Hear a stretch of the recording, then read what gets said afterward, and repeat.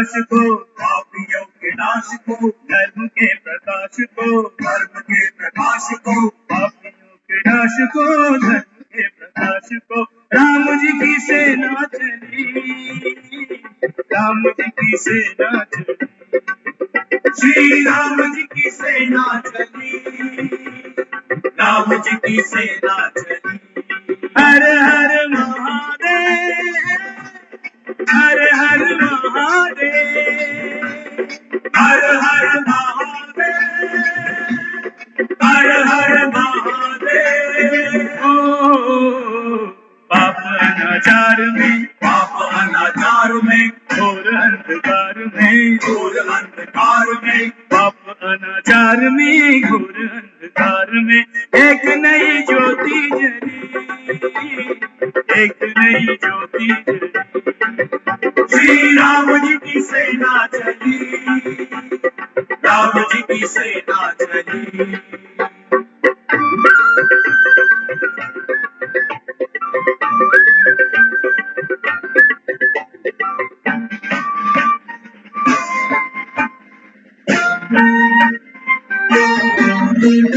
निश्चरहीन करेंगे धरती, ये प्रण है श्री राम का, ये प्रण है श्री राम का। जब तक काम न पूरन होगा, नाम नहीं विश्राम का, नाम नहीं विश्राम का। उसे मिटाने चले कि जिसका मंत्र वयम रक्षाम का, मंत्र वयम रक्षाम का। समय आ गया निकट राम और रावण के संग्राम का। तीनों लोक धन्य है, तीनों लोक धन्य है, देवता प्रसन्न है, देवता प्रसन्न है, तीनों लोक धन्य है, देवता प्रसन्न है। आज मनोकामना फली, आज मनोकामना फली। श्री राम जी की सेना चली, राम जी की सेना चली। हर हर महादेव, हर हर महादेव, हर हर महादेव, हर हर महादेव।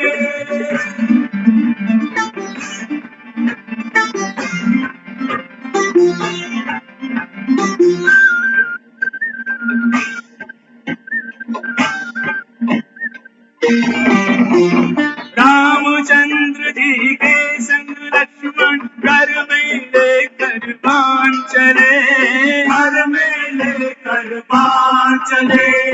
लिए विजय विश्वासुर में, संग वीर हनुमान चले, संग वीर हनुमान चले।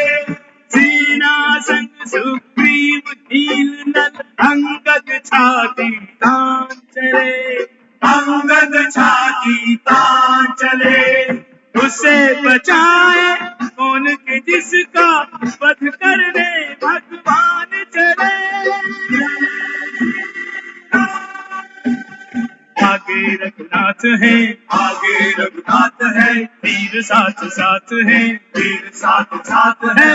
आगे रघुनाथ है, वीर साथ साथ है, एक से एक बली, एक से एक बली। श्री राम जी की सेना चली, राम जी की सेना चली। हर हर महादेव, हर हर महादेव, हर हर महादेव, हर हर महादेव।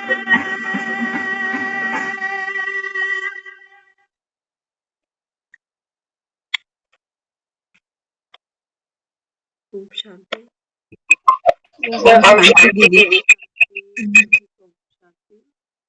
तो श्री राम जी की सेना चली और किसको याद करती चली? हर हर महादेव। बाबा कहता है बच्चे सब कुछ आपकी नजरों के सामने अभी हुआ, संगम का युग। बाबा कहता है स्वयं भगवान इस समय इस धरती पर, और रावण रूपी ये जो विकार हैं बाबा कहता है अभी इन पर तुम बच्चों से जीत हासिल करानी। तो बाबा अक्सर मुरली में समझाते, बाबा कहते हैं देखो 2 प्रकार के युद्ध है संसार में। जिस्मानी युद्ध हम सब समझते हैं, जिस्मानी युद्ध जिसपे हमने रामायण भी देख डाली, महाभारत भी देख डाली। लेकिन बाबा कहता है बच्चे बात वास्तव में है रूहानी युद्ध की। बाबा कहता है संसार में भी जब कोई युद्ध पर जाते हैं ना, फौजी जाते हैं, तो उनको ये सिखाया जाता है कि देखो रण में मरोगे तो शहीद हो जाओगे और तुम सीधे स्वर्ग में जाओ। क्योंकि जिनके अंदर समर्पण का हुनर है, हाँ, जो समर्पित बुद्धि रखते हैं ना, बाबा कहते हैं ऐसी आत्माएं स्वर्ग की अधिकारी हैं। लेकिन वहां बाबा कहता है जिस्मानी युद्ध लड़ते हैं बेचारे, लेकिन वहां स्वर्ग की प्राप्ति नहीं है। बोलते जरूर है कि अगर रण में मारे जाओगे तो शहादत मिलने के बाद सीधा स्वर्ग में जाओगे। बाबा कहते बच्चे स्वर्ग तो कहीं है ही नहीं, बल्कि आत्मा जाते जाते लड़ाई के संस्कार साथ लेके जाएगी। तो बाबा के समझाते इस समय, बाबा कहता है आपकी है रूहानी युद्ध। कोई हथियार उठाने की बाबा कहता है आपको दरकार नहीं, क्योंकि जो रावण है ये क्या है? ये क्रोध है, ये हिंसा है, ये कपट है, ये छल है, ये मोह है, ये लोभ है। अब इनसे जीतने के लिए बाबा कहता है आपको जो पावर चाहिए वो क्या चाहिए? वो पावर चाहिए पवित्रता की, शांति की, शक्ति की, सत्यता की। तो बाबा कहता है बच्चे ये पावर्स तो कोई तलवार चलाने से ये पावर नहीं आती। बाबा कहता है वो तो पावर खर्च होती है, लेकिन जितना बाबा कहता है आपके अंदर समाने की शक्ति होगी, सहन करने की शक्ति होगी, सहयोग करने की शक्ति होगी, बाबा कहता है तब रावण गिरेगा। राम ने क्या दिखाया बंदरों को इकट्ठा करके? सहयोग की शक्ति इकट्ठी करी ना। अकेला नहीं मार सकता था रावण को क्या, जो बंदर इकट्ठे करने पड़े। वहां श्री कृष्ण को दिखा देते हैं कि गोवर्धन का पहाड़ उठाया है, वो भी छोटी सी उंगली पर, और नीचे सब जो गोपी ग्वाल है एक एक उंगली का सहयोग दे रहे हैं। क्या जरूरत पड़ गई? जब एक छोटी सी उंगली से गोवर्धन उठ सकता था, तो क्या जरूरत पड़ गई पूरे नगर को, गांव को इकट्ठा करने की? तो यहाँ बाबा बच्चों को रहस्य समझाता।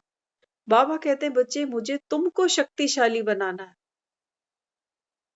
राम की शक्ति तुम इस्तेमाल करो, तुम उपयोग करो, तब तुम शक्तिशाली बनोगे। राम की शक्ति क्या है? धैर्यता।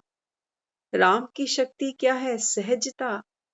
राम की शक्ति क्या है? प्रेम। बाबा कहता है तुम यूज करो। तो बाबा कहता है ये कलयुग के पहाड़ उठ जाएंगे, गिर जाएंगे, भस्म हो जाएंगे। ये रावण, बाबा कहता है ये गिर जाएगा, विनाश हो जाएगा इसका। लेकिन राम की शक्ति तुम यूज तो करो। बाबा कहता है सिर्फ तुम निमित्त बन जाओ। निमित्त बनने को तो तैयारी रखो, बाबा कहता। और बाबा कहता है जो राम के मददगार बनते हैं ना, संसार इनका यश गाता है। अभी हमने जो भजन सुना, इसमें देखो एक एक बलवान योद्धा का गायन किया गया। अंगद का, सुग्रीव का, हनुमान का, लक्ष्मण का, विभीषण का, नल का, नील का। तो बाबा कहता है आप ही तो हो, आप ही हो। बाबा कहता है बाकी ये सब कहां से आएंगे? हाँ, बाबा कहता है दुनिया तो ये समझती है कि भगवान जब नई दुनिया बनाता होगा तो ये नई आत्माएं कहीं ऊपर से अपने साथ ले आता होगा। बाबा कहते हैं बच्चे ऊपर कुछ है भी नहीं, खाली हुआ पड़ा घर, तो सब आत्माएं बाबा कहता है नीचे अभी पाठ बजा रहे हो। तो सतयुग से उतरी हुई आत्मा भी इस समय यहाँ है। हाँ, त्रेता की आत्माएं भी यही हैं, द्वापर की भी यही है, और कलयुग की तो और कहाँ जाएंगी, कलयुग में ही आना।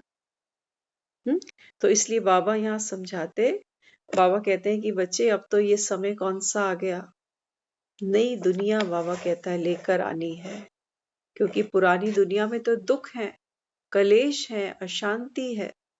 तो इसलिए बाबा कहता है राम के मददगार बनो, क्योंकि राम के मददगार बनना माना राम जैसे बन जाना।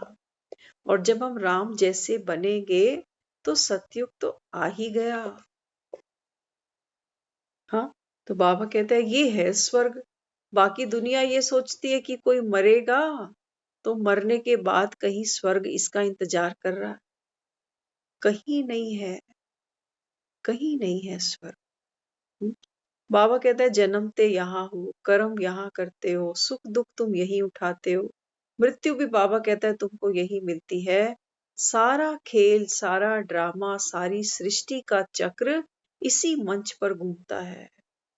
तो सुख जो भोगते हो बाबा कहता है सतयुग और त्रेता में, वो तो बाबा कहता है स्वर्गीय है। और अभी यहाँ बाबा कहता है बच्चे जो दुख है, अशांति है, चिंताएं हैं, ये सब बाबा कहता है नरकी है। हाँ, तो इसलिए बाबा कहता है स्वर्ग और नरक यही है। कर्मों की खेती भी हमारी यही है और कर्मों का फल भी हम यही काटते। सुख दुख यही तो देखती है आत्मा। तो इसलिए बाबा यहाँ बच्चों को समझाते, बाबा कहते हैं बच्चे अभी सदा सहज योगी बनो। राम की शक्ति यूज करने के लिए बाबा हमको प्रेरणा देता है। बाबा कहते हैं बच्चे सहज योगी बनो। सहज योगी माना बाबा कहते हैं राम की शक्ति आपको कलयुग में इस्तेमाल करनी पड़ेगी। हाँ, क्योंकि कलयुग में क्या है, कलह है, कलेश है। हाँ, तो बाबा कहते हैं यहीं पर राम की शक्ति इस्तेमाल होगी। उसके लिए क्या करना पड़ेगा? बाबा कहता है एक राम से योग लगाना पड़ेगा। एक राम से योग लगाने के लिए बाबा कहता है क्या करना पड़ेगा? उसका साधन क्या है? तो सुनते हैं मुरली के मधुर महावाक्य। आज बाबा समझाते बच्चे सहज योगी अर्थात सदा सहयोगी। ध्यान से सुनते जाना। एक एक मुरली आज हमको राम का मददगार बनाना के लिए बहुत प्रेरणादायक है। राम के बराबर में खड़े होना कोई छोटी बात नहीं होती है। आज तक तो हम राम जी को मत्थे ही टेकते आ रहे थे बस। तो यहाँ बाबा समझाते सहज योगी माना हर समय राम की याद हमें कैसे रहे। राम की याद माना राम की शक्ति मेरे द्वारा कैसे यूज हो हर समय, उसका बाबा कहता है सहज साधन है सदा सहयोगी बनना। तो बाबा कहते हैं बच्चे जब तुम संसार के सहयोगी बनते हो ना, राम को हमारा सहयोग नहीं चाहिए, वो परम है, लेकिन उसको सहयोग किस लिए चाहिए था? इस दुनिया को बदलने के लिए। तो वो क्या कहता है, मेरी शक्ति को तुम यूज करो और क्या करो, यहाँ जो आत्माएं हैं बाबा कहता है इनका सहयोग करो, प्रेम से, दया भाव से, रहम दिल बनकर। तो बाबा कहता है जब मेरी शक्ति आप इन आत्माओं को यूज करके देते जाओगे, तो बाबा कहता है फिर इन्होंने भक्ति की है ना, बाबा कहता है इन्होंने मुझे पुकारा है कि हमें सुख दो, हमें शांति दो, हमें सद्बुद्धि दो, हमें शक्ति दो। तो बाबा कहते हैं मुझे देनी तुम्हारे ही द्वारा है, नहीं तो डायरेक्ट कैसे देगा, वो तो निराकार है ना, वो तो कभी जन्म नहीं लेता। यहाँ जब हम राम की बात करते हैं तो ये दशरथ का बेटा राम नहीं है। ध्यान से, वो त्रेता युग की आत्मा है, वो भी अपना पार्ट बजाती है, जन्म मृत्यु में आती है बार। लेकिन जब हम निराकार भगवान की बात करते हैं तो बाबा यहाँ समझाते, बाबा कहते हैं बच्चे तुम सब आत्माओं का पिता केवल एक मैं हूं जिसको शिव कहते हो। अब बाबा कहता है भक्ति में कभी मुझे राम पुकार देते हो, कभी कृष्ण कहते हो।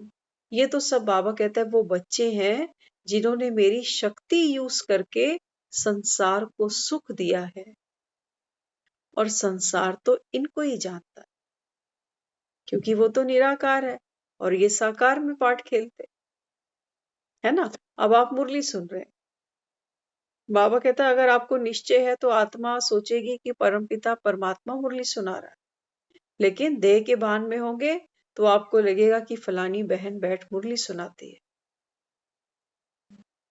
तो किसको देखोगे? बहन को देखोगे। बहन के अंदर कोई शक्ति थोड़ी थी। शक्ति देने वाला वो, बुद्धि देने वाला वो, शक्ति उसकी, लेकिन वो किसी को निमित्त बनाकर दे दे। किसी को ज्ञान सुनाता, हाँ, किसी को कोई जीवन में युक्ति समझाता, किसी को कर्मणा द्वारा कोई गुण शक्ति दान दिलवा देता। यही तो बाबा हमको रोज ट्रेनिंग दे रहा है कि मेरी शक्तियों को बच्चे यूज करो। अगर किसी ने साइकिल चलाना सीखना हो, गाड़ी चलानी सीखनी हो, तैरना सीखना हो, तो आप उसको किताबों से नहीं सुना सकते कि पहले साइकिल पे बैठना होगा, ऐसे ऐसे हैंडल पकड़ना होगा और पैडल मारने होंगे। वो जिंदगी भर कभी साइकिल नहीं सीखेगा, भले ही आप 50 साल उसको पाठ पढ़ाते रहें। तो बाबा भी यहाँ कहता है ये जो शक्तियां है ना, ये केवल सुनने के लिए नहीं है कि सदा सहयोग करो। बाबा कहता है करो तो सही, तब तो तुम्हें पता चले कि राम की शक्ति भी मुझे मिलती है और मेरे द्वारा मैं दूसरे को दे आता। तो मैंने क्या किया? मैंने डबल सर्विस की। राम ने भी मुझे दुआ दी क्योंकि मैं राम का आज्ञाकारी बच्चा, और जिस आत्मा की मैंने सेवा की उससे भी तो दुआएं मिली। बाबा कहते हैं संगम पे तुमको करना ही यही है, यही तो करना है, तभी तो हम रोज मुरली क्लास सुनते हैं। और क्या प्रयोजन है हमारा मुरली सुनने का? यही है, क्योंकि बाबा कहते हैं संगम युग आपकी कमाई का समय है। दुनिया आजीविका कमाने के लिए सारा दिन मेहनत करती है कि घर चलाना है, गृहस्थी है, परिवार है, बच्चे हैं। और बाबा कहता है आप बाबा कहता है वो कमाई करते हो जो साथ चली जाएगी। दुआएं तो साथ चली जाती हैं इंसान के, बाकी तो यहां से क्या कोई ले जाता। तो बाबा यहाँ समझाते, सदा अपने संकल्प, वाणी और हर कार्य द्वारा विश्व की सर्व आत्माओं प्रति सेवाधारी समझ सेवा में ही सब कुछ लगाओ।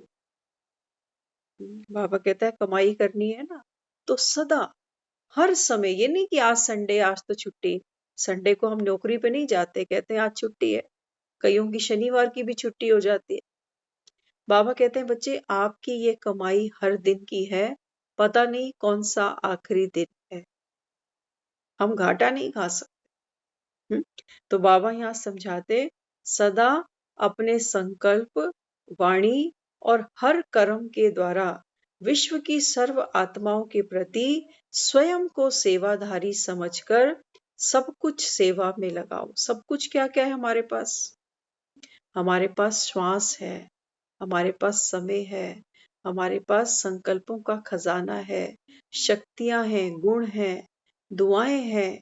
तो बाबा कहता है बच्चे ये सब कुछ दूसरों को देते जाओ, बिना सोचे समझे कि कोई कैसा है, कोई कैसा है। बाबा कहते हैं जब दान करो ना किसी को, तो बाबा कहता है आत्मा बन, आत्मा को दान दे। ऐसे नहीं कि कोई गरीब है, कोई अमीर है, कोई बूढ़ा है, कोई पढ़ा लिखा, कोई अनपढ़, कोई बीमार, वो सब नहीं देखना। बाबा कहता है आपको आत्मा बन, आत्मा को देना है, तभी ये अविनाशी बाबा कहता है दान कहलाया जाएगा। जो भी खजाने बाप द्वारा प्राप्त हुए हैं उनको सर्व आत्माओं की सेवा के प्रति लगाओ। तो बाबा यहाँ समझाते क्या क्या बाबा ने हमको खजाना दिया। बाबा कहता है बच्चे सबसे पहला खजाना ज्ञान का खजाना। हर कर्म करते बाबा कहता है ज्ञान को समझ बनाकर जीवन में यूज करते चलो। बाकी देखो दुनिया में उठते सब है, खाते पीते सोते सब हैं, जानवर भी कर लेते हैं, क्या बड़ी बात है। लेकिन परमात्मा ने हमको ये जो जीवन बख्शा है, हाँ आज देखो कितने लोग हैं बेचारे जो चल नहीं पाते, पाँव नहीं है, आंखें नहीं है, हाथ नहीं है, और भगवान ने तो हमको हर चीज से नवाजा है। तो क्यों नहीं फिर बाबा कहता है कि बच्चे इसको सही जगह, सही रीति, सदुपयोग किया जाए। तो यहाँ बाबा समझाते हैं अपनी वृत्ति द्वारा वायुमंडल को श्रेष्ठ बनाने का सहयोग तो है कलयुग। बाबा कहता है माना दुनिया बुरी है, सब जगह धोखा है। तुम तो अच्छे बनो, तुमको किसने रोका है? बाबा कहते हैं बच्चे अपनी वृत्ति के द्वारा अब इस संसार का वायुमंडल तुमको बदलना। तो राम जी की जब सेना चली, जब वो वानर चले सेतु बांधने के लिए, तो देखो कैसे समर्पित भाव से गए। अपना तन मन धन जो भी श्वास संकल्प थे सब सफल कर लिए। तो आज जहां जहां राम जी बैठते हैं वहां वानरों का हेड जरूर बैठा मिलेगा आपको। तो यहाँ बाबा भी बच्चों को समझाते हैं। बाबा कहते हैं बच्चे स्मृति द्वारा सर्व को मास्टर समर्थ शक्तिवान स्वरूप की स्मृति दिलाओ। जब बाबा कहता है आप अचल अडोल बनोगे अंगद के समान, आपका निश्चय भरपूर होगा कि भगवान आए हैं। है या नहीं है? बुलाती दुनिया उसको भक्ति करते हैं। अभी नवरात्रि आने वाली है 10 दिन में। सब बोलेंगे मैया जी मेरे घर आना, माँ की जोत घर में लेकर आएंगे, जोत घर में जगाएंगे। लेकिन जब उनको बोलो कि आ गई शिव की शक्तियां, तो ये मानते भी नहीं। बाबा कहते हैं यही तो तुम पत्थर बुद्धि हो। यही तो बाबा कहता है तुम पत्थर बुद्धि बन जाते। क्योंकि राम तो आता है अपने समय पर, लेकिन उसको पहचानने के लिए भी कोई प्रीत बुद्धि चाहिए। बताते हैं जब शबरी जब जिस जंगल में जिस आश्रम में सेवा करती थी, वहां के एक गुरु ने शबरी को ये वरदान दिया था कि तेरी सेवा से मैं प्रसन्न हूं और इस जीवन काल में आपको राम के दर्शन होंगे। अच्छा, ये वरदान देके जो गुरु थे वो तो स्वर्गवासी हो गए, जैसे शास्त्रों में बताते हैं। वैसे कोई होता नहीं है स्वर्गवासी, क्योंकि स्वर्ग कहीं होता नहीं। तो सोचो जो जो आश्रम का अधिकारी होगा, जो सन्यासी होगा, पवित्र होगा, वो भी इस जीवन में अपने आप को स्वर्ग का अधिकारी नहीं मानता। वो भी सोचता है कि मरने के बाद ही नवाजा जाएगा मुझे। हाँ, तो शबरी ने क्या किया? शबरी को तो संदेह नहीं हुआ, जबकि बेचारी अनपढ़ गवार थी। गुरु के जो महावाक्य थे उस पर उसको अचल भरोसा था कि ये कथन झूठ नहीं हो सकता। तो कहते हैं रोज वो आश्रम में झाड़ू लगाती थी, रोज की पता नहीं कौन से दिन राम आ जाएगा। रोज सुंदर सुंदर बगीचे वाटिका से सुंदर सुंदर फूल लेकर वो पूरे रास्ते पर बिछाती थी। तो एक दिन राजा राम जो है सन्यासी बनकर वन वन ढूंढ रहे हैं, अपनी सीता को ढूंढ रहे हैं। तो रास्ते में जब देखा कि शबरी है, तो राम को तो दिखाया है, वो तो अंतर्यामी दिखाया गया वहां पर, क्योंकि जिस तरीके से कथा कहानियां सुनाई जाती हैं। तो शबरी ने प्रीत बुद्धि थी तो राम को पहचान लिया। हाँ, झूठे बेर उसको खिलाती गई, क्यों? क्योंकि प्रीत बुद्धि थी। तो बाबा कहते हैं बच्चे मैं आऊंगा, वहां पर राम दिखाया है तो राजा मालिक है, राजा है, लेकिन आया कैसे है? साधारण वनवासी बनकर। बाबा कहते हैं बच्चे मेरे पास तो मेरा शरीर है ही नहीं। हाँ, बाबा कहते हैं मैं आता तो हूं क्योंकि मेरे पे भी सृष्टि का कार्यभार है कि जब ये सृष्टि पतित बनेगी, आत्माएं कलयुग की अति में चीख पुकार करेंगी, तब इस सृष्टि का महापरिवर्तन करने मुझे आना पड़ेगा। लेकिन मैं तो कभी जन्म नहीं लेता। अगर भगवान भी हमारी तरह गर्भ में जन्म लेता तो उसकी भी मृत्यु हो जाती, और अगर भगवान की भी मृत्यु हो जाएगी तो फिर भगवान किस बात का? तो इस समय परमात्मा कहते हैं कि बच्चे मैं आता हूं, आया हुआ हूं एक पर काया में प्रवेश करके। कई बार हमें बड़ा अजीब सा लगता है कि ये कैसे भगवान की एंट्री हो रही है पर काया में प्रवेश करके। वो जिसको हमने महाभारत में देखा ना, श्री कृष्ण है, श्री कृष्ण आए हुए हैं, महाभारत के रण में है, लेकिन उन्होंने क्या संकल्प किया कि मैं शस्त्र नहीं उठाऊंगा, मैं निहत्था रहूंगा, शस्त्र नहीं उठाऊंगा। और किसके रथ पर खड़े हो गए? अर्जुन के रथ। तो बाबा ये समझाते, बाबा कहते हैं बच्चे वास्तव में ये जो तुम्हारी देह है, शरीर है, ये तुम्हारा आत्माओं का रथ है। आत्मा इस शरीर की रथवान है। तभी जब दुनिया से कोई जाता है तो हम कहते हैं अरथी। माना अब ये जो शरीर रूपी रथ है, इसमें जो आत्मा विराजमान रथवान थी, वो अब नहीं है, इसलिए अब ये अरथी बन चुकी है। तो अर्थी को उठाओ और ले जाकर फूंक दो। रथ का क्या करोगे, मिट्टी ही तो है। तो बाबा कहते हैं बच्चे ऐसे जैसे कृष्ण को दिखाया अर्जुन के रथ पे खड़ा हुआ, वास्तव में ये बात है एक साधारण तन में परमात्मा के अवतरण की। आप देखो दुनिया में हम लोग कहते सुनते हैं बहुत सहज ही कि कोई ऊपरी हवा किसी को है या कोई आत्मा इसके अंदर है, ऐसा सुनते हैं ना कभी कभी।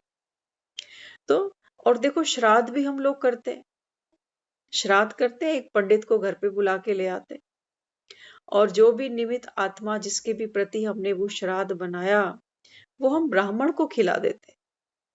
तब हमारी बुद्धि क्या काम करती है, क्योंकि शास्त्रों में ये दिखाया गया है कि जो ब्राह्मण है ना, ब्राह्मण जैसे देवताओं का मुख है, तो ब्राह्मणों के मुख से देवता खाते हैं, ऐसा दिखाया है, समझाया है शास्त्र में। तो हमने ये सोचा कि ब्राह्मणों को खिला देंगे तो जिस आत्मा ने शरीर छोड़ा है उसकी तृप्ति हो जाएगी, ऐसा ही तो सोचते हैं। तभी कितने भावना से हम लोग श्राद्ध करते हैं। तब हमारी बुद्धि कभी संशय में नहीं जाती कि ये ब्राह्मण और वो गई हुई आत्मा। यही शास्त्र पढ़कर हमको कहते हैं कि उस आत्मा का जन्म हो गया, मोक्ष मिल गया, और दूसरी तरफ यही फिर उस आत्मा का सालों साल श्राद्ध खाते जाते। दो ही बातें होंगी, या तो गई हुई आत्मा को मुक्ति मिल गई, जैसे ये शास्त्रों में बता देते हैं कि भैया आपने इतना दान पुण्य कर दिया, भूमि दान कर दी, गौ दान कर दी, इतने पंडित खिला दिए, तो आत्मा की मुक्ति हो गई। और 4 पीढ़ियां देख कर गई है, मुक्ति क्यों नहीं मिलेगी, ये पंडित बताते हैं। और या फिर ये कहते हैं कि उसका कहीं जन्म हो गया। तो जन्म हो गया तो बंद करो ये श्राद्ध की प्रथा फिर। बाबा यहाँ समझाते, बाबा कहते हैं बच्चे ये रस्म रिवाज है भक्ति की, ये कल्प कल्प चलती है और चलती रहेगी। लेकिन बाबा का क्या पर्पस है, बाबा का पर्पस ये है कि स्वयं को सिद्ध करना कि गीता का भगवान श्री कृष्ण नहीं है, वो स्वयं परमात्मा शिव है। तो अभी हमने जो भजन सुना ना, राम जी की सेना चली, किसका नाम लेके, राम ने तो स्वयं महादेव की उपासना की है। प्रार्थना करी है उन्होंने कि ये जो कार्य मैं करने जा रहा हूं इसमें मैं सफल हो जाऊं। तो ऊंच से ऊंच कौन है, वो परम पिता परमात्मा है, जो हमेशा प्योर है, वो कभी तमो प्रधान नहीं बनता। तो यहाँ बाबा बच्चों को समझा रहे हैं। बाबा कहते हैं बच्चे अपने कर्म द्वारा सदा कमल पुष्प समान रहने का व कर्मयोगी बनने का संदेश हर कर्म द्वारा दो। आत्मा पर कोई भार है ना अगर, तो किस चीज का भार है, हम कहते हैं चिंताएं हैं, जिम्मेवारियां हैं। बाबा कहते हैं बच्चे आत्मा पर भार है किसका, अपने कर्मों का। आत्मा ने शरीर लिया है कर्म करने के लिए। तो बाबा कहते हैं देखो संसार में बिना कर्म के तो कोई नहीं चल सकता। चलने दोगे किसी को, बच्चे पढ़ा लिखा के घर में बिठा दो, काम धंधा बच्चे ना करें, चला लोगे पूरा जीवन, नहीं चलाओगे। कहोगे पढ़ा लिखा दिया आप कमाओ, कब तक तुमको बैठ के खिलाए। पति ना कमाए, चला लोगे घर, नहीं चलता। स्त्री घर में ले आओ, घर का काम ना करे, 2 रोटी बनाकर ना दे, चला लोगे, नहीं चल सकता। हर एक आत्मा को इस सृष्टि पर आकर अपना कर्म करना है। लेकिन यहाँ बाबा हमको राम की शक्ति लेनी है ना, तो राम की शक्ति केवल राम के बच्चों के लिए है। तो राम क्या शक्ति देता है यहाँ पे, वो कहता है आपको कर्म तो देखो करना है, कर्म का संन्यास तुम नहीं कर सकते। क्योंकि कर्म करके ही तो कोई महिमावान बनता है। राम की इतनी हम आज उपासना करते हैं, मंदिर बनाते हैं, किस लिए? अगर भगवान ने आकर कोई कर्म करके संसार को सुखी नहीं किया होता, तो भगवान को कौन याद करता? तो कर्म ही है जिस कर्म की वजह से हम और आप यादगार बन जाते हैं। दुनिया में भी आप देखो, अगर हम किसी को याद करते हैं ना, उसके अच्छे कर्मों की वजह से। कहते हैं बहुत अच्छा था, जब तक था हमसे कितनी बना के रखी, कितना हमारा साथ सहयोग दिया। तो कर्म की वजह से ही आत्मा महान बनती है। इसलिए बाबा कहता है ये नहीं सोचना कि कर्म से राम तुमको मुक्ति देगा। नहीं, कर्म से नहीं, राम तुमको मुक्ति देगा कर्म के भार से। बाबा कहता है भार मुझे दे दो। इसलिए आपने देखा होगा, जब राम सेतु बना था तो एक एक वानर ने बड़े बड़े पत्थर उठाए थे। हर पत्थर पर उसने श्री राम श्री राम श्री राम लिखा। ये युक्ति है राम की। राम कहता है बच्चे, अपने कर्मों का भार तुमको उठाना है, अपनी जिम्मेवारियां तुमको पूरी करनी है। लेकिन बाबा कहता है ये मुझे सौंपते जाओ। राम की जिम्मेवारी है, हर जिम्मेवारी पर राम लिखते जाओ कि राम की है, राम की है, राम की है। अब उठाओ, अब तुमको ये भारी नहीं लगेगी, क्योंकि तुम्हारी जिम्मेवारियों का बोझ राम ने अपने ऊपर लिया। यही तो दिखाया। वो जो दिखाते हैं वहां सागर मंथन, उसमें भी यही दिखाया कि कच्छप अवतार प्रभु ने धारण करा। अपनी पीठ पर वो जो मदानी थी पर्वत की, मंदराचल पर्वत की, उसको उठाया। वास्तव में भगवान कभी कच्छप नहीं बनता। बाबा कहता है बच्चे, मैं भार अपने ऊपर ले लेता हूं, बस। तो बाबा कहता है तुम राम की शक्ति को यूज करते चलो। तो बाबा कहता है तुम्हारा हर कर्म कैसा बन जाएगा? हर कर्म तुम्हारा पूजा बनेगा, महान बनेगा, दुनिया देखेगी और दुनिया प्रेरणा लेगी। बाकी देखो, कर्म तो सब करते हैं, रोटी भी सब बनाते हैं, कमाना धमाना भी सब करते हैं, बच्चे भी संसार पाल रहा है इस समय। लेकिन बाबा कहते हैं तुम बच्चों की विशेषता ये होगी कि तुम कर्म तो श्रेष्ठ करोगे, लेकिन कर्म करते करते आपकी अंतर अवस्था भी श्रेष्ठ होनी चाहिए। अंतर अवस्था कि कर्म करते मुझे खुशी है, खुश हूं मैं अपनी जिम्मेवारी पूरी करते हुए, दुखी तो नहीं हूं, किसी से नाराज तो नहीं हूं। ऐसा तो नहीं कि मन मांग रहा है किसी से अप्रिसिएशन, कि मैं इतना करता हूं घर के लिए, लोगों के लिए, परिवार के लिए, लेकिन ये झूठे मुंह कभी मेरी कोई तारीफ भी नहीं करता, कभी कोई थैंक यू भी नहीं कहता। बाबा समझाता है, बाबा कहता है बच्चे, राम का कारज कर रहे हो ना, राम तुमको शुक्रिया करेगा, राम तुम्हारे आगे हाथ जोड़कर धन्यवाद करेगा। कभी कभी बाबा समझाता है, बाबा कहता है कि देखो, भक्ति में भक्त गाते थे, कभी कभी भगवान को भी भक्तों से काम पड़े। बाबा कहता है समय तो वही है, अभी मुझे तुम बच्चों की जरूरत है। तो सोचो, भगवान जिनको यूज करे वो कितने यूजफुल होंगे। हम तो किसी भी काम के नहीं थे, सचमुच। अगर देखो ना अपनी जिंदगी को एक बार पीछे रखकर, हमारी जिंदगी ऐसी ही थी, बस आई और गई, खाए खेले लड़े मरे, खपे और खत्म। एक घर में तस्वीर लगेगी, 2-4 साल लोग याद करेंगे, उसके बाद कोई नहीं पूछेगा। बल्कि आजकल तो लोग जो तस्वीरें लगाना भी प्रेफर नहीं करते। आज हमारी पीढ़ी इतनी एडवांस होती जा रही है। तो बाबा कहता है बच्चे, राम जिनको यूज करेगा वो कितने यूजफुल होंगे। आने वाली दुनिया, बाबा कहता है कलयुग तक तुमको याद करती है, तुम्हारे मंदिरों में जाती है, तुमको बाबा कहता है दंडवत प्रणाम करते हैं, क्योंकि तुम राम के कार्य के लिए, बाबा कहता है, सफल हुए। बने हनुमान जी के मंदिर, देखो कितनी भीड़ है, जाओ करोल बाग, जाओ बालाजी, कितनी मंदिर में भीड़ है। क्यों? क्या किया था? बाबा कहते हैं मेरा मददगार बना था। और तुम ही तो हो, बाबा कहता है।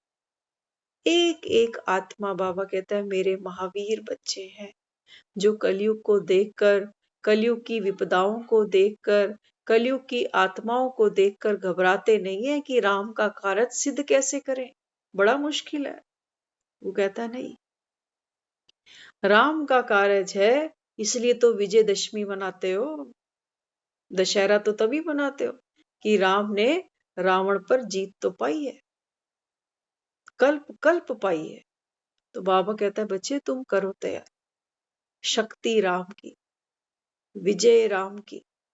बाबा कहता है, सिर्फ तुम निमित्त बन जाओ, तो कोई घाटे का काम थोड़ी।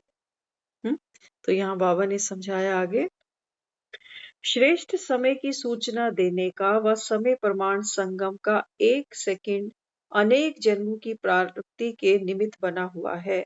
ऐसे समय के खजानों को जानते हुए औरों को भी समय का परिचय दो। क्या कहा बाबा ने? श्रेष्ठ समय की सूचना, सूचना देते हैं ना लोग। सुनी आज की खबर क्या थी? आज की खबरों में सुना आपने क्या था? कैसे शौक से, प्यार से एक दो को परोस परोस कर सुनाते हैं खबरें। कोई नेता जेल चला गया, कहीं पर ये हुआ, कहीं वो हुआ, सब सुनाते हैं। बाबा कहते हैं, बच्चे तुम भी खबर सुनाओ दुनिया को कि ये श्रेष्ठ समय संगम का आ चुका है और इस समय हमको जन्म जन्म की अविनाशी कमाई करनी है। कमाई किसको अच्छी नहीं लगती? सुख साधन किसको अच्छे नहीं लगते? तो बाबा समझाते, सहयोगी वही बन सकेंगे जो स्वयं खजानों से संपन्न होंगे। संपन्न आत्मा को महादानी बनने का संकल्प स्वतः आएगा। राम के सहयोगी वही बनेंगे, बाबा समझाते हैं, जो स्वयं खजानों से भरपूर होंगे। ऐसा नहीं हम दूसरे किसी को जाकर सुना रहे हैं कि संगम का समय है और ये बहुत ही श्रेष्ठ समय है अविनाशी कमाई करने का, और हम वेले गप्पे मार मार के टाइम खराब कर रहे हैं, तो कहेंगे ये अच्छा न्यूज देने आया। अगर जाके किसी को बोलो कि कल से चीनी महंगी हो रही है, तो क्या करोगे? 10 किलो घर पे खरीद के रखोगे, तब किसी को बोलोगे कि मैं तो खरीद के ले आया हूं। तब वो मानेगा कि ये खरीद के ले आया, तो चलो 10 नहीं तो 2 किलो मैं भी ले आता। तो सूचना तो ऐसी देते हैं ना किसी को। तो ऐसे ही बाबा कहते हैं, बच्चे जब आप भरपूर होंगे, संपन्न होंगे, तब बाबा कहता है आप दूसरे किसी को सूचित करोगे तो वो आत्मा तुम्हारी सहयोगी बनेगी। तो यहाँ बाबा ने आगे कहा, संपन्न आत्मा को फिर महादानी बनने का संकल्प स्वतः ही आता है। तो वर्तमान समय स्वयं के प्रति छोटी छोटी बातों में व चींटी समान आने वाले विघ्नों में सर्व खजाने स्वयं प्रति लगाते चलो। तो इस समय बाबा कहता है, ये जो समय है, अभी बाबा कहता है छोटी बातें, छोटी चाहे बड़ी, हाँ, बाबा कहता है चींटी के समान जो विघ्न भी आते हैं, विघ्न तो बड़े हैं, लेकिन बाबा कहता है बच्चे इनका वास्तविक रूप चींटी के जैसा है। तो बाबा कहता है फिर क्या करना चाहिए? बाबा कहते हैं स्व के प्रति और दूसरों के प्रति भी इन शक्तियों को यूज करना है। ऐसा नहीं, बाबा कहते हैं कोई समस्या आती है ना, तो बच्चे क्या करते हैं? राम की शक्ति खुद यूज नहीं करते, राम को याद करते हैं, कहते हैं बाबा आओ मदद करो, बचा लो, विघन आ गया। बाबा कहते हैं तुम मेरी शक्ति को यूज करो। तुम्हें मैं शक्ति इसलिए नहीं दे रहा कि तुम मुझे विपदा में पुकारने बैठ जाओ जैसे भक्ति में पुकारते थे, कब लोगे खबर मोरे राम। हाँ, तो बाबा कहता है तुमको खुद को शक्तिशाली बनाना है, तो बेहद के सेवाधारी बनो, तो स्वयं की सेवा तो सहज ही हो जाएगी। अभी अभी सेवा का फल स्वयं में खुशी और शक्ति का अनुभव करेंगे, लेकिन सच्ची दिल की सेवा हो। कई कहते हैं सेवा तो हम करते हैं लेकिन मेवा नहीं मिलता। राम की सेवा तो करते हैं, कई कहते हैं बाबा आप कहते हो ना दूसरी आत्माओं को दुआएं दो, किसी को दुख नहीं देना, किसी के स्वभाव संस्कार को चित्त पे नहीं रखना। तो बच्चे बाबा को कहते हैं हम बाबा सेवा तो करते हैं लेकिन हमको मेवा माना सफलता नहीं मिलती। मेवा मिलना माना सफलता मिलना। तो बाबा क्या समझाते? बाबा कहते क्योंकि सेवा दो प्रकार से करते हो ना, एक है दिल से और दूसरी दिखावे से। आज के संसार में जो सेवा चलती है ये दिखावे से सेवा चलती है। हाँ देखो मंदिरों में पंखों पे नाम लिखे हुए हैं, फलाने की याद में ये दान किया गया। बेंचों को देखो, प्याऊ को देखो, स्टील के बर्तनों को भी देख लो, उस पे भी कोई ना कोई नाम गड़ा पड़ा मिलेगा। तो बाबा समझाते, बाबा कहते हैं बच्चे सेवा भी दो प्रकार की है, एक है जो दिल से करते हो और एक जो दिखावे से करते हो। तो नाम प्राप्त करने के लिए अल्पकाल की इच्छा से जब बीज ही अल्पकाल का है, दिखावे करने का बीज होने के कारण सर्व के सामने दिखावे में तो आ जाते हो। ध्यान से सुनना बाबा ने क्या समझाया।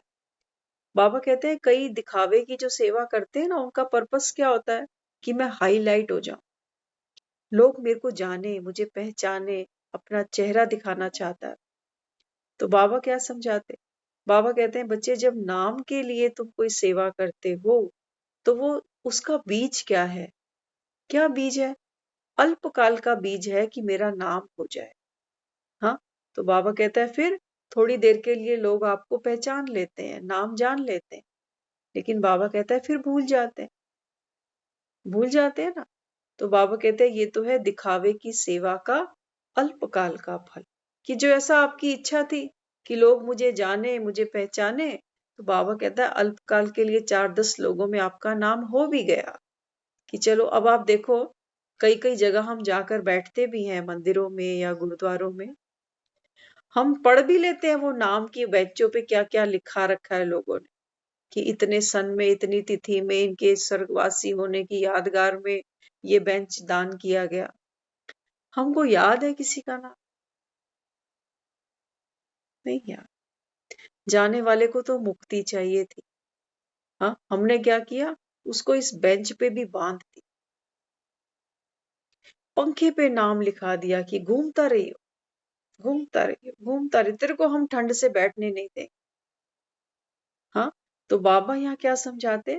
बाबा कहते हैं सर्व के मुख से अल्पकाल की महिमा का फल तो मिल जाता है कि ये सर्विस बहुत अच्छी करते हैं, लेकिन सदा के लिए बाबा कहता है नंबर नहीं मिलते।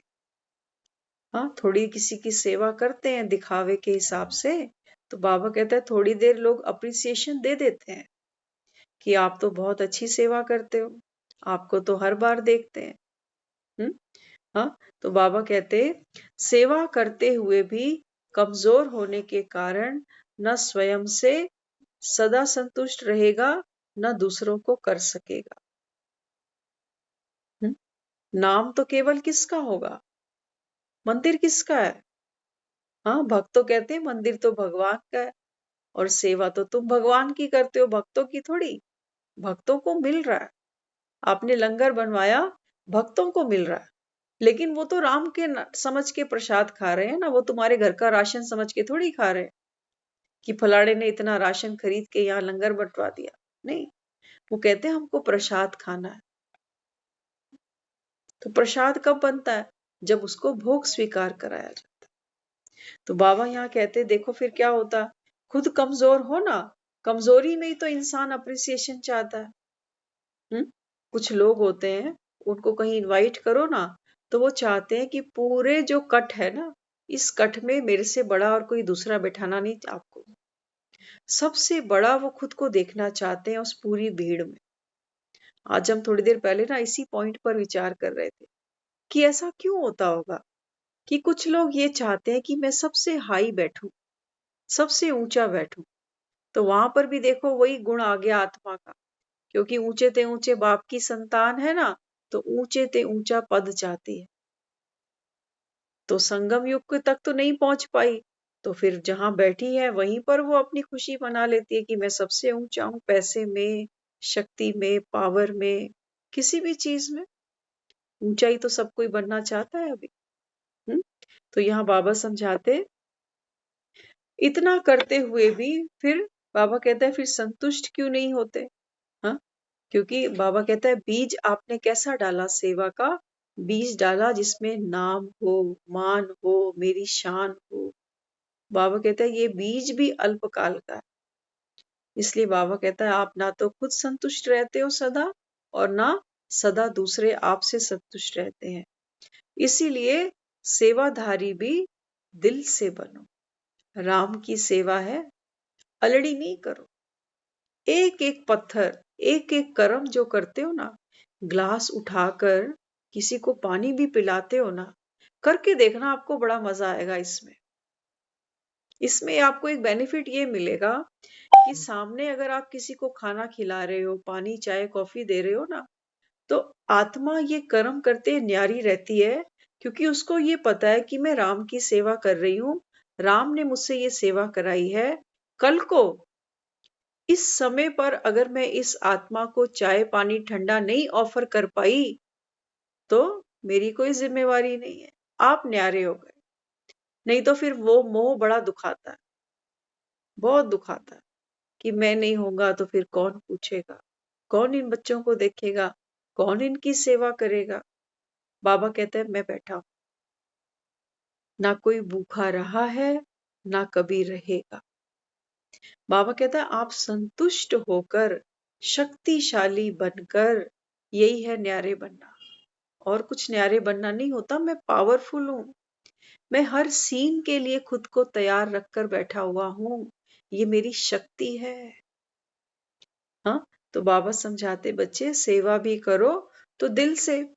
आत्मा के सर्व गुणों का अनुभव किया है, आत्मा के सर्व गुणों का अनुभव किया है।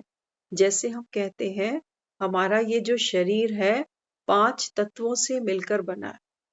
तो सबसे पहला जो मेन तत्व है वो है वायु। सांस रोक कर बैठो, अभी एक बार रोको सांस।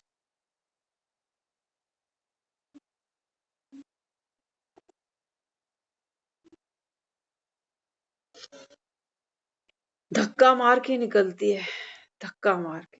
कितनी भी आप रोकने की कोशिश करो ना, तो जिन तत्वों से ये शरीर बना है ना, वो तत्व इसको चाहिए जीने के लिए।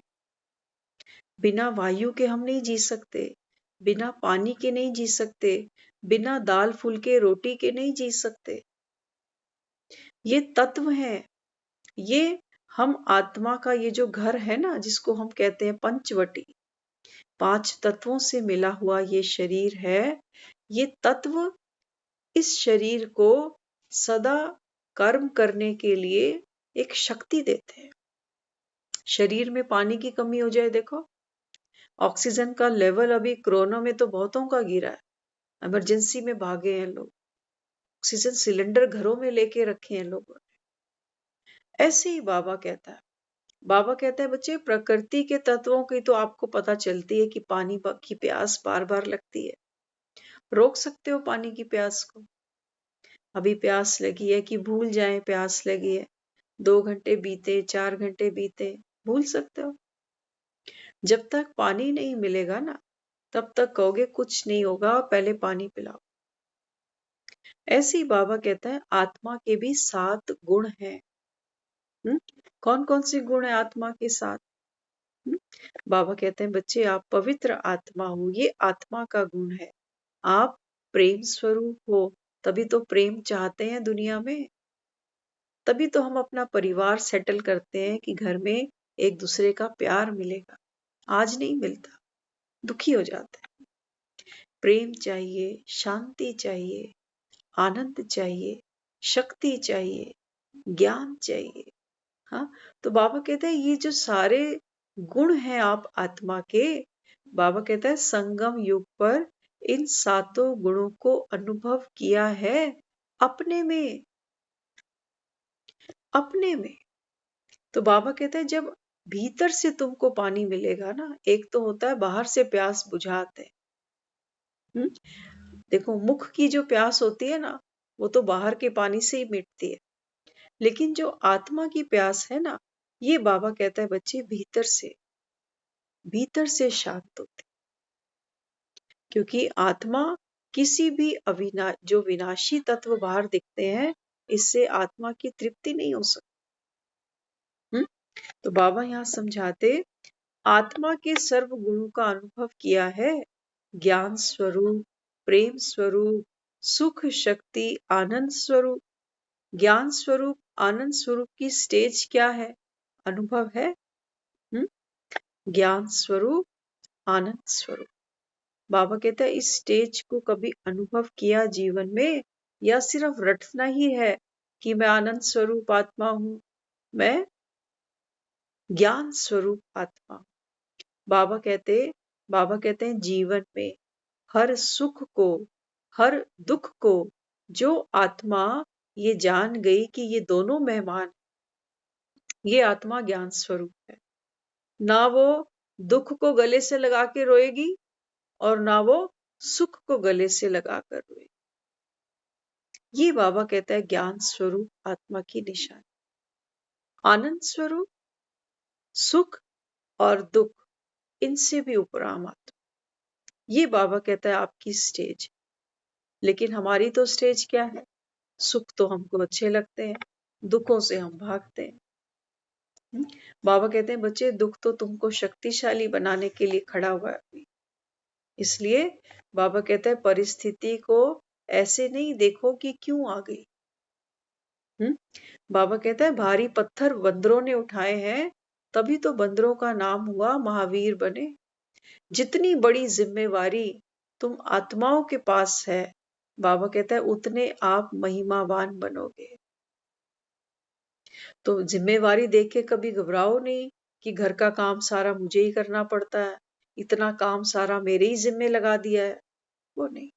बाबा कहता है शक्ति मेरी, नाम तुम्हारा। तभी दुनिया में कहते हैं कि भोलेनाथ की दया से सब काम हो रहा है, भरता है भोला दानी और मेरा नाम हो रहा। देने वाला वो है, वो दे रहा है हमको गुण और शक्तियां। वो कहता है तुम यूज करते चलो, दुनिया मानेगी तुम्हारी शक्ति है और ये तुम्हारी बन जाएगी। यूज करते करते ये तुम्हारा संस्कार बन जाएगा। दूसरों को प्यार देना, सहयोग देना, उमंग देना, उत्साह देना, हिम्मत देना, दिलासा देना, आशा देना, ये सब बाबा कहते हैं तुम्हारी शक्ति बन जाएगी। एक छोटा बच्चा होता है ना, वो आता है जब दुनिया में, चलना नहीं जानता, बैठना नहीं जानता, हम सब सिखाते हैं उसको। हाँ, उसकी टांगों की मालिश भी करेंगे अच्छे से, तो धीरे धीरे उंगली पकड़ के उसको चलना सिखाते हैं। लेकिन एक वक्त आता है वो बच्चा अपने पाँव पे चलता है। पूरी जिंदगी थोड़ी माँ बाप उसको गोदी में लेके चलेंगे। तो बाबा कहता है बच्चे अभी तो मेरी गोदी में चलो, लेकिन बाबा कहता है आप में शक्ति भरेगी, आप अपनी बुद्धि के पाँव पे चलना। तो बाबा ने आगे कहा, अगर हर गुण का अनुभव होगा तो परिस्थिति के समय भी अनुभव के आधार से परिस्थिति को बदल लोगे। अनुभव होगा तो बाबा कहता है फिर घबराओगे। आप देखो, हम रसोई घर में काम करते हैं ना, कभी कभी क्या क्या हो जाता है, उल्टा सीधा भी कुछ कुछ हो जाता है। कभी सब्जी में नमक ज्यादा तेज चला गया, अब क्या करोगे? सब्जी बाहर फेंक दोगे? नहीं। जो अनुभवी होगा ना, वो कोई ना कोई नुस्खा जरूर बता देगा, कहेगा 2 चम्मच देसी घी डाल दे इसमें, नमक इसका सेट हो जाएगा। कई लोग फिर कुछ और भी कुछ करते हैं कि ग्रेवी को बढ़ा दो तो नमक सेट हो जाएगा, है ना। तो बाबा कहते हैं बच्चे ऐसी जीवन में जो परिस्थितियां आती है ना, अगर आपके पास अनुभव की अथॉरिटी होगी, आप घबराओगे नहीं। सब्जी तो आप एक कढ़ाई फेंक भी दोगे, कौन देख रहा है, लेकिन परिस्थिति को तो हम धकेल नहीं सकते। परिस्थिति, बाबा कहता है ड्रामा जो है ना, बाबा कहता है बच्चे ये तो राम भी नहीं फेर सकता। अगर राम फेर सकता तो वो कह देता कि त्रेता के बाद बस समय रुक जाना चाहिए, मेरे बच्चे दुखी नहीं हो द्वापर में जाके, मैं नहीं देख सकता। लेकिन वो क्या कहता है, कहता है सब आत्माएं मेरे बच्चे हैं, द्वापर की आत्माएं भी आएंगी, कलयुग की भी आएंगी। और बाबा कहता है बच्चे हर एक आत्मा को पहले सतो, फिर रजो, फिर तमो में आना ही है। अपने अपने हिस्से का सुख हर आत्मा देखेगी। वो तो सबका है ना, वो सबके लिए सोचता है। तो कलयुग की भी देखो आत्माएं, जिनका सतयुग में कभी कोई पार्ट नहीं होगा, लेन देन भी नहीं होगा, लेकिन कलयुग का भी तो उनको पार्ट खेलने को दिया जाए ना। भले ही कोई ओपनर बैटिंग नहीं कर रहा, लेकिन 11 प्लेयर हैं, 11 प्लेयर पूरे खिलाने तो पड़ेंगे। हम ये नहीं कह सकते हमारे पास तो 4 ही अच्छे बैट्समैन है जी, 4 ही खेलेंगे। नहीं, सबको बैटिंग देनी पड़ेगी हमको, है ना। तो ऐसे ही हर एक आत्मा अपने अपने समय पर आएगी और अपने अपने जीवन में कल्प कल्प जो सुख दुख अनुभव किए वो अनुभव करेगी, खेल खेलेगी। खेल तो खेलने आए हैं दुनिया में सभी। हम्म? तो बाबा यहाँ समझाते, इसीलिए वर्तमान पुरुषार्थ है हर गुण के अनुभवी पर। हर गुण बाबा कहता है बच्चे यूज करो, सिर्फ सुनने के लिए नहीं है ये सब। जब कहते हो सुबह सुबह उठो ना, अपने आप को याद दिलाओ कि आज के दिन मैं प्रेम स्वरूप आत्मा हूँ। जैसे नहाते समय क्या करते हो, अलमारी से एक अच्छे से कपड़े निकालते हो कि आज मैं ये पहनूंगी, करते हैं ना, स्वच्छ कपड़े रोज पहनते हैं हम। ऐसे ही सुबह उठते ही इस आत्मा को भी कोई चोला पहनाओ कि आज मैं प्रेम स्वरूप आत्मा हूँ। तो फिर क्या करोगे, आपको ये, जैसे आज हमारी बबीता दीदी ने आज शायद पीले रंग का कुर्ता पहना, है ना। तो पीले रंग का कुर्ता पहना है तो देखने वाले क्या कहेंगे, ये कलर आप पे बहुत फबता है, ये कलर बहुत अच्छा लगता है। हाँ, तो बाबा क्या कहता है, पीला रंग किसकी निशानी है, सुख की निशानी। हाँ, तो बाबा कहता है कपड़े पहनने से तो किसी को सुख नहीं मिलने वाला, आप पीले की जगह हरा भी पहन लो, कपड़े कौन देख रहा है। वास्तव में बात तो है आत्मा की, जो व्यवहार करती है, जो किसी को सहयोग करती है, वो हमारी संकल्प की, हमारी बुद्धि है। तो बाबा कहते हैं बुद्धि को कोई अमली जामा पहनाओ सुबह सुबह उठकर, तो सारा दिन में जो भी आत्माएं हमको मिलेंगी, चाहे वो हमारे घर की हैं, पड़ोस की हैं, आसपास की हैं, किसी कार्यस्थल की हैं, कोई मंदिर की हैं, कोई बाजार की हैं, हर एक आत्मा को बाबा कहता है अपनी दृष्टि से, अपनी बोली से, अपनी कर्मणा से, बाबा कहता है सुख का अनुभव कराते चलो। यही बाबा कहता है तुम्हारी नेक कमाई हो। लेकिन क्या फर्क रहेगा, फर्क ये रहेगा जब किसी को सुख का अनुभव कराएंगे, भले ही अपनी बोली से, अपनी दृष्टि से, अपनी वृत्ति से, वो आत्मा करा रही है और दूसरी आत्मा को करा रही है। ये एक बहुत बड़ा मेजर डिफरेंस है। पहले हम जो कर रहे थे वो किसी की मम्मी बनकर, किसी की बहन, किसी की पत्नी, किसी की बहू बनकर।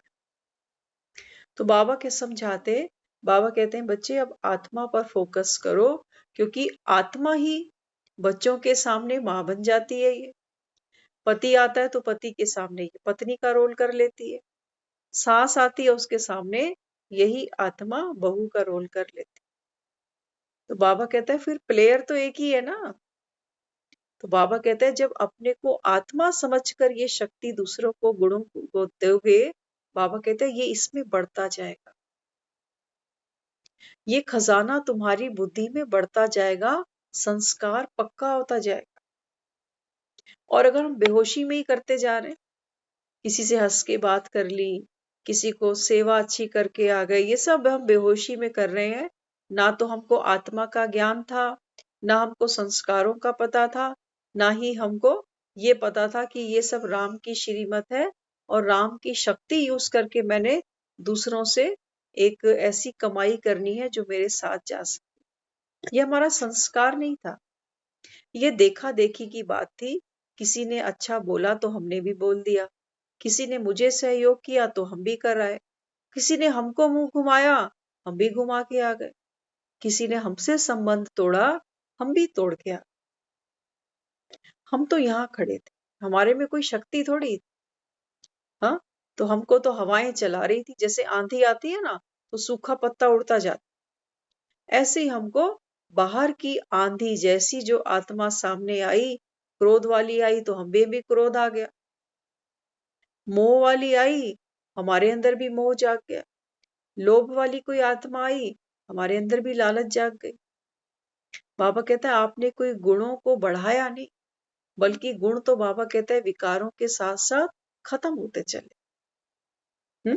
तो यहाँ वह बाबा और वह ड्रामा के गीत गाते रहो तो सदा लगन में मगन रहोगे। कोई भी सीन बाबा कहता है, कैसा भी सीन सामने आया ना, भीतर ही भीतर बाबा कहता है ये संकल्प करो, वाह ड्रामा वाह, बीती सो बिंदी लगा दो। इसमें नुक्ताचीनी नहीं करो कि ये क्यों हो गया, ऐसे तो नहीं होना चाहिए था, ये सब इसकी गलती की वजह से हुआ। करते हैं ना हम लोग ऐसा। तो बाबा कहते हैं जितना ड्रामा के गीत को पक्का करोगे, उतना बाबा कहता है बाप की लगन में मगन रहोगे। लगन में मगन वही रह सकते हैं जो साक्षी होकर पाठ बजाते हैं। अपने दृढ़ संकल्प से जो चाहे सो कर सकते हैं। विघ्नों को समझ गए हो ना, विघ्न को बाबा कहते हैं समझ गए हो ना अभी, कि माया कैसे कैसे विघ्न लेकर आएगी। हाँ, तो बाबा समझाते विघ्न क्यों आते, कैसे समाप्त हो, इन सब का ज्ञान है ना। पहले तो हमको पता होना चाहिए। देखो हमको कोई, सोचो किसी को अगर गला खराब है या फीवर भी आ रहा है, तो हम क्या करते हैं, खुद की चेकिंग करते हैं कि मुझे फीवर क्यों आया। कहते हैं आज मैं ठंडे पानी से ही नहा लिया, तब से छींके आई जा रही। गले के लिए कहते हैं आज मैंने 3 आइसक्रीम खा ली, तो आज मेरा गला ही बैठा जा। करते हैं इतनी चेकिंग, हमको पता चल जाता है कि कुछ ना कुछ गलत हुआ है। फिर क्या कहेंगे, अब आइसक्रीम नहीं खानी, अब गर्म पानी से नहाना। हाँ, तो क्या करते हैं, चेंज कर देते हैं अपने लाइफस्टाइल। ऐसे ही बाबा कहता है बच्चे तुमको पता चलता है कि माया की रूपी बीमारी कहाँ से आती है। तो बाबा समझाते पता है ना, फिर दूर कैसे करोगे। गला खराब होता है, कितने हम उपयोग कर लेते हैं, कहते हैं गर्म पानी पियो, कोई सिरप पीने बैठ जाता है, कोई क्या क्या कर जाता है। तो बाबा कहता है क्या आप समझदार बने हो माया को लेकर, माया कैसे आती है, क्यों आती है। अच्छा आ गई तो अब क्या करें। अब सोचो किसी का गला ही खराब है, तो कोई उपाय करेगा कि बस गला खराब लेके बैठा रहेगा, हाय गला खराब हो गया, क्यों हो गया, पता नहीं किसकी नजर लग गई मुझे, कल तक तो ठीक ही था। करेंगे ऐसे, नहीं करेंगे। तुरंत कुछ ना कुछ हम उसकी रेमेडी यूज करते हैं कि अब क्या करना चाहिए। ऐसे ही बाबा कहते हैं बच्चे माया आती है ना, तो गीत नहीं गाओ, क्यों आई, किसकी वजह से आ गई। हाँ, तो बाबा कहते हैं क्या करो, जानकार बनकर, ज्ञानी बनकर, बाबा कहते हैं इसको समाप्त कर दो। जानने वाले ज्ञानी समझदार विघ्नों से लाभ उठाएंगे। ध्यान से सुन लेना बाबा ने क्या कहा। बाबा कहता है जो आत्मा नॉलेजफुल बन जाती है, जो ज्ञानी हो जाती है, बाबा कहता है वो विघ्नों से लाभ उठाती है। उठाती है, कितनों को सुख दे देते हैं। अगर मैंने कोई जीवन में, सपोज मेरा अपना ही गला खराब है, अगर मैंने कोई युक्ति रची होगी इसको ठीक करने की, तो वो लाभ मैं किसी और को भी दे सकती हूँ, वो फिर किसी और को भी दे सकता है। तो बाबा यही समझाते, बाबा कहते हैं ये विघ्न क्या बनते हैं, बाबा कहते हैं ये लाभ बन जाते हैं, आपको लेना आना चाहिए। हाँ, तो बाबा कहते हैं घबराएंगे फिर नहीं, संकल्पों से घबराते तो नहीं हो, संकल्प के ऊपर विजय प्राप्त करने वाले कभी घबराते नहीं हैं। शबरी थी ना, कई बेर फीके निकलते थे, फेंक देती थी, सोचती थोड़ी रहती थी कि है ये बेर कैसे फीका निकल आया, तुरंत फेंक डाल। मीठा बेर था, राम को ऑफर कर दिया। ऐसे ही बाबा कहता है बच्चे आपका हर विचार जैसे ये बेर है। अब विचार कैसे होंगे, फीके भी होंगे, थोड़े मीठे भी होंगे, थोड़े कड़वे भी होंगे, थोड़े खट्टे भी होंगे, थोड़े कसैले भी होंगे, होंगे ना। विचारों का, हर एक विचार की एक एनर्जी है, एक स्वाद है। जब हम अच्छा सोचते हैं तो सबसे पहले खुशी हमारे मन को मिलती है और दूसरों को मिलती है। जब हम कुछ व्यर्थ सोचते हैं, नेगेटिव सोचते हैं, तो हमारी भी ताकत कम होती है, हमारा भी दिल घबराता है, तो दूसरों का भी घबराता है ना। जब हम कुछ उग्र सोचते हैं, अग्नि समान, तो हमारा भी मन जलता है, दुखी होता है, और दूसरे किसी को जाकर सुनाते हैं, वो भी सड़ता कुड़ता है।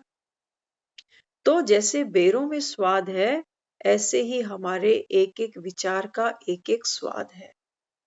तो मीठा तो सबको अच्छा लगता है ना।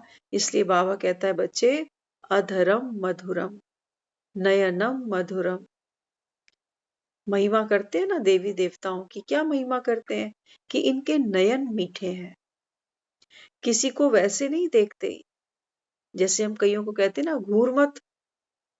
घूर के क्या देख रहा है? घूर के देखना माना कि कोई है जो हमको पसंद नहीं कर रहा, गुस्से से देख रहा। तो बाबा कहता है आपके नयन कैसे होने चाहिए? मधुरम। कोई आत्मा कैसी भी है, उसके प्रति कोई आवेश नहीं, कोई आक्रोश नहीं। ऐसे बाबा कहता है आपके नयन शीतल हों, आपके बोल शीतल हों। कई बार हम क्या करते हैं, अंदर से मन तो कलप रहा होता है, लेकिन मुख से मीठा बोल जाते हैं कि क्या करें, नहीं तो इसको बुरा ही लग जाएगा, अभी लड़ाई हो जाएगी अगर मैंने कुछ कह दिया तो इतना संयम बांध लेते हैं कि मुख से मीठा बोल देते हैं, मन मार के अंदर जाके फिर कुड़ते हैं। तो बाबा कहते हैं बच्चे करना क्या था? इन्फेक्शन दूसरे के लिए रोक रहे हैं, अपने अंदर भरा पड़ा, क्या करोगे? इन्फेक्शन जो मेरे अंदर भरा पड़ा है ना, ये निकलेगा तो जरूर। खांसी आ रही है, कितनी देर रोक लोगे? छींक आ रही है, कितनी देर रोक लोगे? ये तो बाहर निकलना ही है। आज एक संयम बांध दिया, सामने वाले को कुछ नहीं कहा, दो अच्छी बात करके आ गए, कब तक करोगे? ये भड़ास बाहर निकलनी ही है। इसलिए बाबा कहता है बच्चे, आपकी जो एनर्जी है ना, इसको बाबा कहता है राम की शक्ति लेकर अभी ट्रांसफर कर। क्रोध है ना, देखो दुनिया क्या कहती थी भक्ति में, जो दया है, कहते थे जो दया है ये धर्म का मूल है। दया धर्म का मूल है। तो दया माना, बाबा कहते हैं बच्चे आत्मा बनकर सबको आत्मा देखना, ये है सबसे बड़ी दया। बाकी दया वो नहीं कि किसी को हम चिल्लड़ जाके दे आएंगे, किसी को 2 रोटियां रोज डाल देंगे। बाबा कहता है जब तक आप पुण्य आत्मा हो नहीं, तब तक बाबा कहता है कोई पुण्य तुमसे होगा भी। लोग सोचते हैं हम जो करते हैं ये पुण्य कमा रहे।